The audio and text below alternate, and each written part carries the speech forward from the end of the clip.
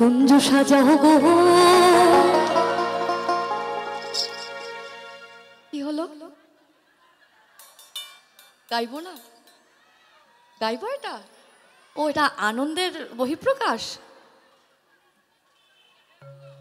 তাই হোক, আমি বুঝতে পারিনি। শাহ আব্দুল করিমজির পদ এটা, বাউল সম্রাট শাহ আব্দুল করিমজির পদ এটা। মনে চাহে প্রাণে চায়, মনে চাহে প্রাণে চায়, দিলে চায় যারে তোমরা কুঞ্জ সাজাও গো।